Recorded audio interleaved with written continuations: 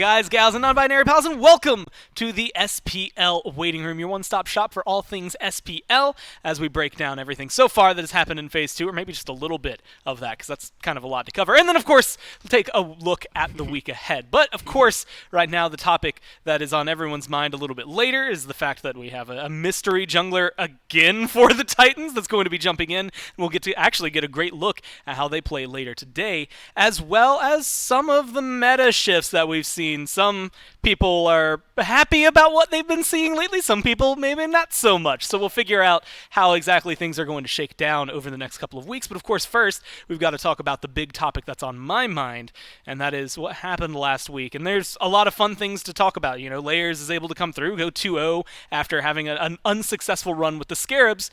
But realistically, I'm thinking more about the Bolts and the question around the Bolts, which is, were they just having a bad week? Did something drastically go wrong? What was it that caused them to go from this 8-0 powerhouse to losing 2 sets in a row? And honestly, it does just kind of feel like to me a bad week. Maybe not showing up in the picks and bans as well as they wanted to, but also in the jungle, Lasbra didn't get to have the performances they wanted. You could see where some of the pieces were still going. And of course, they didn't necessarily have an easy time. The Titans was maybe going to be a question mark for them just because, who knows? I mean, they had a new jungler to deal with. The Kings, on the other hand, well, they made it look pretty easy, unfortunately, for the Bolts, and that is maybe where things kind of shake it up. At the top, if the Kings are now vying for that first-place spot, they will be able to take it if they can continue looking the way they did up against the Bolts.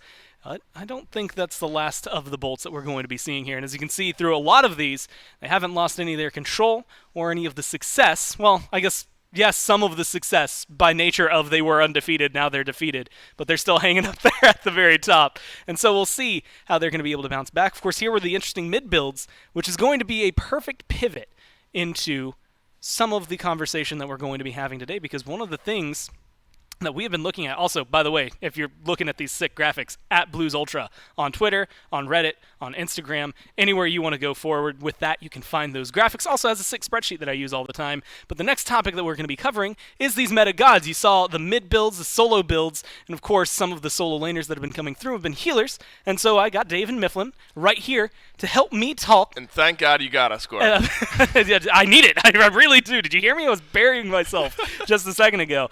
No, we're going to be talking a little bit about these healers. So we saw it, Kings versus the Bolts was, I think, maybe the first game where they really kind of jumped it forward. Healers are showing up a lot more often, despite the fact that they were heavily nerfed at the beginning of Season 8. And this is about the time last year that we started seeing them swing into the meta in Season 7. Your Raws really jumped to the top, but right now it is Hell Solo who has been the big topic. Yep. And Myflin, is she as good as we think? I mean, we see her played in 2 roles. She seems to be doing pretty well. God, I hope not, Gore. I'm not the biggest fan of healer metas, but I think that, to speak to your point, the reason we see it happen a little bit later on in the year is because generally players forget how to deal with it. I mean, We've gone, 8 months now without having to see the Raws, the Hells, the Chongas, the Aphrodites, the Sylvanas. I could name every healer. I really couldn't go on you. Go ahead. But I think that now that these teams are starting to kind of play around with it, we saw that in particular that first set where Variety was playing Hell, he went uncontested inside of the early game. I mean, he was allowed to free farm for the entire time. I think he maybe has exactly 1 death inside of that entire match, and that's not exactly how you have to deal with the Hell, especially inside of the Soul Lane. You need your junglers over there a little bit more often than not. But to answer the question on whether or not they're meta, I think the answer is a definitive yes. I mean, it's a ton of damage output. They've got a good amount of healing. The survivability, once you get some of that tankiness online, is absolutely ridiculous. I think it was Captain Twig in a post-game interview who said, once this Hell has 2 defense items online, if they're laning against a warrior and I'm playing a physical assassin, there's nothing really I can do. They're going to CC immune with beads, they're going to CC immune with cleanse, and then they're going to speed boost their way out of there and just sustain the entire time. I think that there are certainly answers to healers like Hell, and it's early game pressure. If you can't deal with them once they have that protection online, probably get there before they do. And it's interesting. You look at the conversation around better in solo or mid. In the hands of Paul, I mean, you probably vote for the mid lane there. Titans mid. Anybody else? Anyone else? Solo, I think. And to Myflin's point there, a couple tank items online. Variety went 5-0-11 on Hell against the Solar Scarabs. It was Breastplate of Valor. into the Lotus Crown, and so, Lotus, I guess technically defensive, but you get a little magical power in there as well. And from that point on in that game, Variety kind of snowballed things out of control here. So, I think I do kind of stick with that, Gore. I think if it's Titans, we're feeling mid lane. If it's anyone else, I'm probably still thinking over in the solo lane. And I think it's an intriguing conversation point around all of these healers, not just Hell, not just Aphrodite. We saw some heavy mass anti-heal bot against these picks, and it does work in a coordinated environment where you can see some of these healing comps fall off. But in that Scarab set where the Kings ran this Hell solo, Pestilence, Divine Ruin, Brawler's Beatstick, another Pestilence, and still 5-0-11 on the Hell. So, I think I think we are in an area where in the right composition, the right environment, Kings up towards the top, Scarabs a little bit further down towards the bottom. Mass anti-heal won't necessarily be the... Can't save you. Right, can't save you. Unfortunate, because right now it kind of feels like hell. Like we have a lot of other healers to talk Feels about. like hell, nice. The first one Oh, dude, that nice. we actually saw, unintended, completely unintended. The first one we actually saw, though, Myflin, was Aphrodite. She was locked in to go up against the Hell, and that's a lane we're kind of used to seeing, depending on how long you've been watching Smite. They can go toe-to-toe. They both have a very similar structure, but she wasn't successful. Is she a viable pick on her own? Is she just there to counter out the Hell? I mean, where does this Afro sit? I think Afro is in the same place that Afro's been in since like the beginning of Aphrodite's time in Smite, in that she is a great counter pick. If you've got an enemy Fenrir on the other side, well, I mean, the ultimate Undying Love is just a great cleanse. It's got a ton of survivability, some of the highest healing potential single target inside of the game, and there are certainly compositions that she can work in incredibly well. And if you have a star player like the Scarabs do inside of Scream, I think there's no better way to facilitate them than to have Aphrodite linked up consistently, and that's why the Scarabs look so good in the early game of that set. I mean, it was just Scream and SOT running it down together, mainly Scream, back off damage a little bit there, but the healing, the main part of that. I don't think that Aphrodite is a pick that is going to be as prevalent in the meta as Hell. If we're talking about other healers, my eyes are towards Chang'e right now. I think that god is really going to have a place in the meta. She's good against healers, right? I mean, oh, yeah. She's got 50% immediately. Sobek, Bacchus kind of fall into that conversation, Yep. and that's where things kind of pivot. If you see these healers rising up, it would make sense that you see the counters to them rise up. Dave, Yeah. you had mentioned a lot of the items not necessarily Yeah, that's helping on- in most that's on me. instances. So do you have to go for items and like god combos? I mean, Chang'e Divine Ruins, like the classic 90%, like good luck, have fun dealing with it. Aplash. Are we going to have to, oh yeah? Stop. No, we're not going to see Aplash. I don't know, dude. No, In the old- Stop. No, you're right. Maybe we see it. Stop. That'd be a check mark for GoreMiser if we saw the Aplash. We saw it, what, Wow. once in Season 7, I Yeah, think it was? when who was it? Was it Cherio who swapped to solo and played it? They like all did role swaps or something like Right. that. That was just a gift to you, Gore. Yeah, they didn't do that for real. No, I think looking at the anti-heal conversation, though, I still sort of stick with what was referenced prior, where in a composition where the Kings are kind of rolling over a team in the Scarabs anyway, no amount of anti-heal felt like it was going to stop the Kings there in that game. And it certainly helps, because then we saw healing-esque drafts later on in the weekend, that Kings versus the Bolt set, or the Bolts later on in the weekend. I mean, the 3-game set that we saw them in, I'm fumbling all these picks now. But we have seen games get turned around where at the beginning the healing is massive. It keeps things lopsided. But then we have seen, all right, everyone gets a little anti-heal. There's a Kokoan with a Pestilence or a Contage. I mean, you see that sort of stacking happen, and then the healing does slow down. So as far as anti-heal factoring in, I mean, you have to, right? If you don't buy it, you're getting screwed. You got to buy it, or else you're going to get kind of run over. But we have seen situations where anti-heal is simply not enough if you're going to probably lose the game against the team anyway. And that's Myflin. It leads right into, again, your Sobeks, Bacchuses, your Chang'es, your Aplash. Cullens has it. Stop. I'm not going to say it because I don't want to hear another stop. But also, so not just the anti-heal gods, but also maybe like your Sylvanuses, like people who bring healing. Like, who's going to rise to help deal with it? Is it going to be maybe some of the other healers, or is this like ragtag gang of anti-heal players? I think if we're talking about just the ability to counter out And we're talking about 2 players, really. We're talking about Variety and we're talking about Paul. If you're worried about that Hell, I think the only resurgent god we're going to see is likely that Chang'e, because generally the anti-heal gods that are getting picked are already getting picked. The viable ones are already getting picked just for their relative strength regardless of the anti-heal inside of their kit. Sobek's great for initiation, still has good peel. We're seeing him regardless of whether or not there's a healer on the enemy team. Cucullin, the exact same, a lane bully, incredibly strong initiation in the late game team fight, backline disruption, also just happens to have a little bit of anti-heal inside of his kit. I think that those gods are going to remain in the meta regardless if we continue to see healers. But I'm not expecting large, generalized shifts. I don't think we're going to start to see Bacchus out of support. I don't think we're going to start to see all this type of stuff all the time. And I really don't think we're going to see Sylvanas too often either. No, Aposh. I will say, and kind of really final thought on this, even gods that don't necessarily have anti-heal baked into their kit, good anti-heal applicators also might see a little bit of rise. Not that Merlin was out of the meta by any means. We've seen plenty of Merlin this year, but great at applying Divine Ruin. Maybe we start to see a little bit of Merlin picked into compositions where healing is more prevalent. So things like that, I might see little minor shifts where Merlin might get a bump against certain comps, things like that.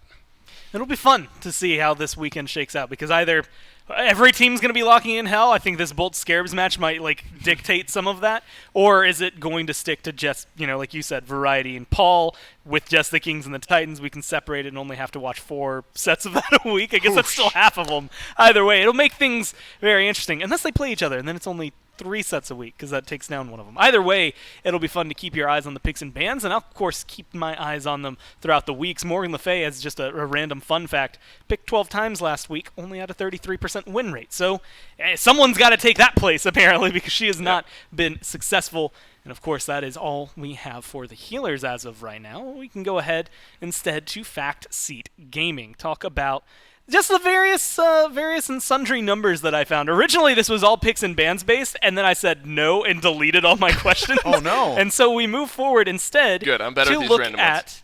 just Phase 2 in general. So the very first question we have, how many gods have been contested so far in Phase number 2? What does that even mean? Yeah, what does contested mean? So how many have been locked in? There you go. Individual gods in Phase 2 have been locked in. Yeah. I think we're coming up on 82. Do I get a multiple choice here? I didn't prepare multiple choice. I'm thinking anywhere between 78 and 84. Okay. Well, so Myflin, all right, I'll just play the over. 85. The 85. 85 is closer. We've got 91 different gods go. played It was so like 2 far. weeks ago. You said it was 76. Yeah, well, we got a lot of gods in the last 2 weeks, Whatever, man. Not only that, but the year is at 100, so only 14 gods so far. I'm doing my math. Maybe it's 15. I can't remember which one. If Charybdis is 115 or 116. I think she's there. 116 and We're Morgan Le within Fay is one. 150. We're Either within way, one. we're Don't ask within me. a very, very limited Don't ask amount me. of gods left to be played. So we'll move. That's some god talk. Now let's talk kills. Okay. What has been the most amount of kills Oh, man, we've in had a some high single ones. game in Phase 2? And this is for both teams combined, so Right. just the max amount. We've had some big ones. I'll give you the secondary hint. The one in Phase 2 is also the year's highest.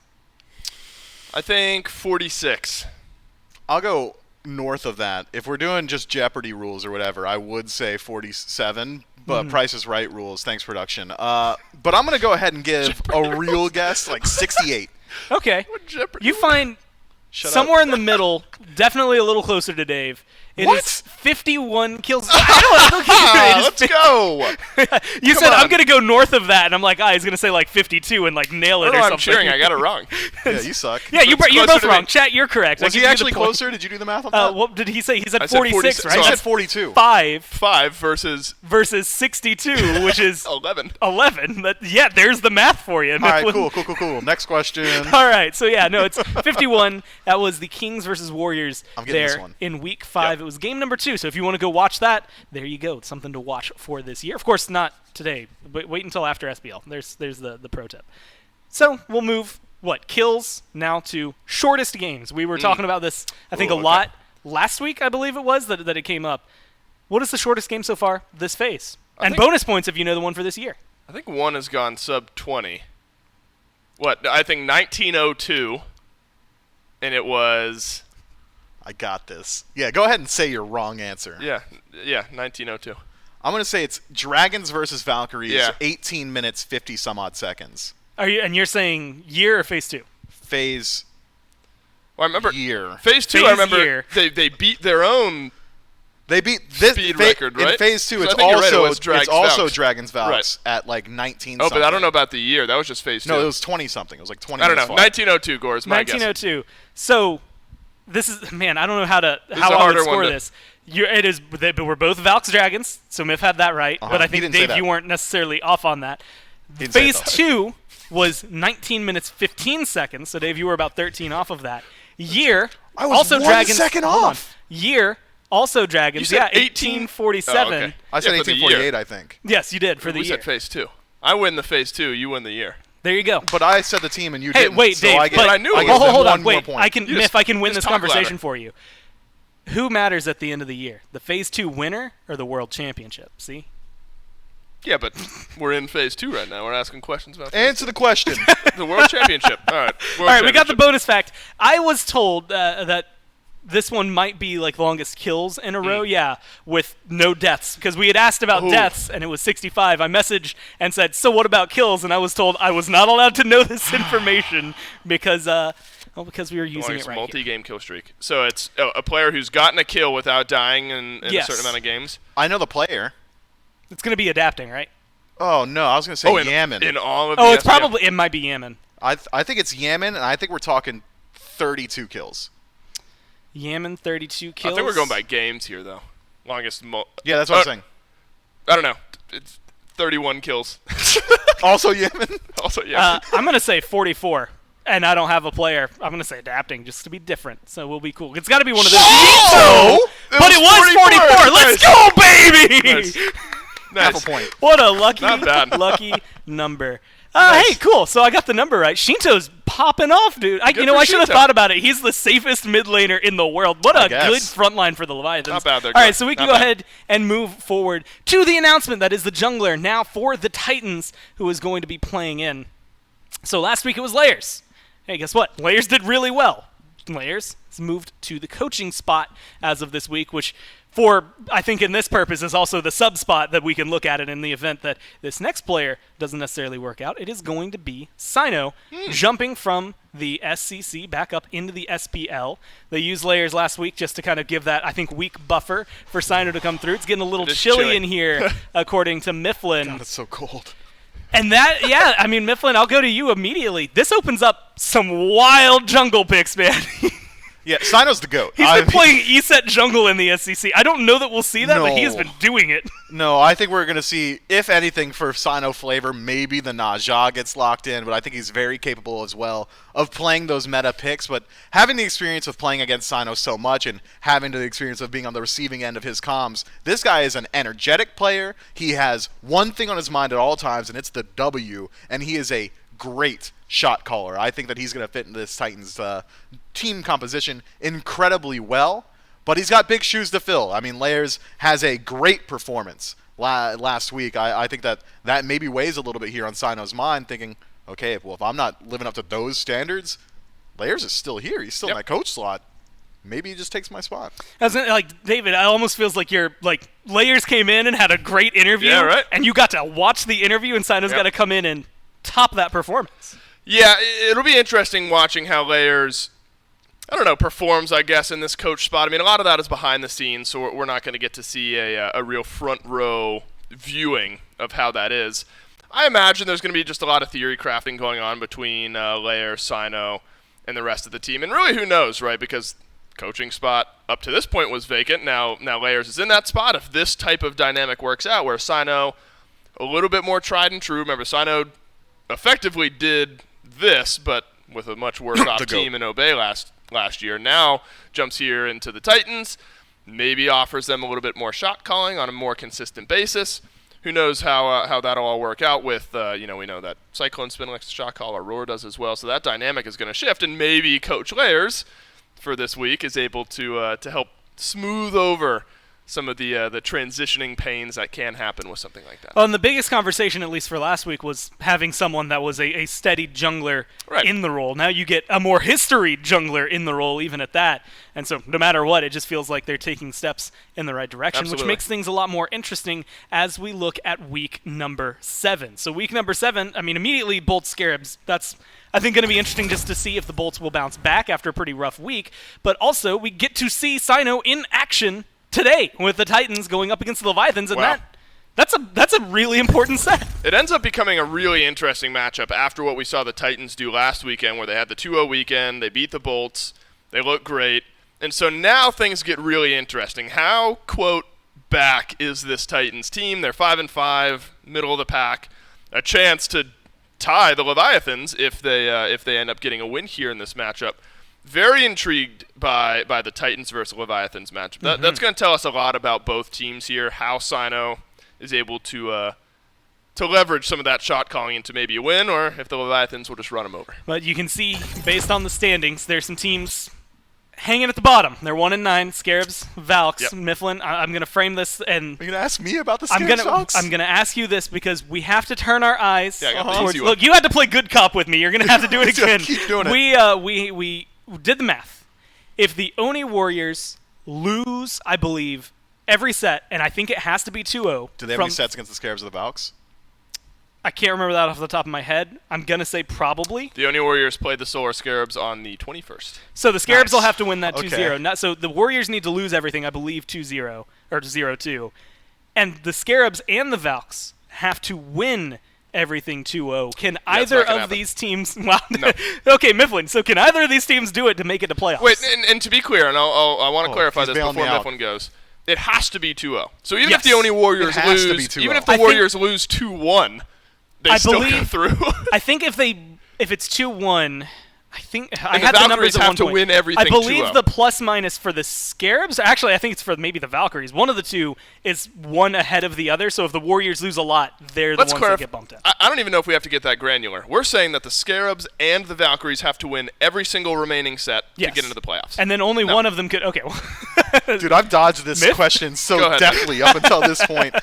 Do I think it can happen? Absolutely, man. It could happen. Is it going to happen? No. And So, like- not a chance. But it could happen. There are, Yes, everything's it- possible. Right, yes, This there is Myth is a saying- possibility. I'm playing good cop, There's Dave. a Let me do this. There's a non-zero chance. There's a non-zero chance that Yes. happens. that's exactly the phrase I was going to use. A non-zero Right. chance that Like it a could happen. 0.01 maybe. But this is the And frame it's- that you need to know. I don't even know if I would take the Oh, no. the Bolts or the Kings winning every single set for the.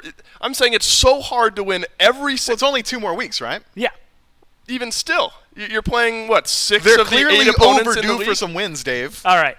We got to move on from this one, but I guess as you can see, Dave very, very believes He hates that them. They might. Well, No, I don't. I don't think anyone can do that. They might be able to win some, but he doesn't think they can win it all. Myth There you go, says Gordon. there's a non-zero chance it'll happen, but he didn't give them a lot of hope. We'll see if they're able to make dreams come true, or if, unfortunately, they're going to be sitting out for one more playoffs before we move into Phase 3. But for now, we're going to focus just on this week. Of course, not just looking at the week schedule, which you already saw, but looking at the predictions that we had for all of these sets.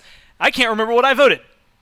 Either can I. That's what I got for you. can. They're very contested matchups later on this weekend. There's some really good ones at the end that I imagine would be a little split, and there are. And the Dragons Bolts is the Dave's first one. over here talking about how he doesn't think the Scarabs can win every set. Admittedly, did vote against them immediately in the first set, but also voted for him against the Yeah, Warriors. wait. So if the Scarabs lose in our first matchup, that conversation's Yeah, over. that- But no, over. they keep the dream alive for Yes. the Valkyries. Hold on, wait. If they beat And the then Warriors. if the Valkyries, The Valkyries lose tomorrow have- morning, yes. then the right. All right. We so will we're gonna- know. We will this- know by tomorrow, Correct. at the bare minimum, if they both lose, that they won't be making playoffs. And we can see how if they both win, we can then see we how won't know. we can see how non-outlandish what I was saying was by the picks in the first 4 matchups. There, we're all equal. The Scarabs have to beat the Bolts, and the Leviathans have to beat the Kings, the 2 top teams in the league. the Scarabs are literally the Dragon Slayers. Why Okay. not the Mountain Climbers? Are you casting the first set, the Myth? Olympus Bolt? You better carry Mountain this Climbers. energy into your first cast. All right. Well, there's the predictions, and we're going to be able to move from that into what is going to be a very interesting Week 7. Not only is there a battle at the very bottom to try and get back into playoffs, but a battle at the very top. Of course, the Bolts and the Kings right now head-to-head and trying to make sure someone can take the crown and be first seed by the end end of this week and going into next week. We're going to go to a quick break, and when we get back even, we'll be here with the SPL week number 7. So stay tuned.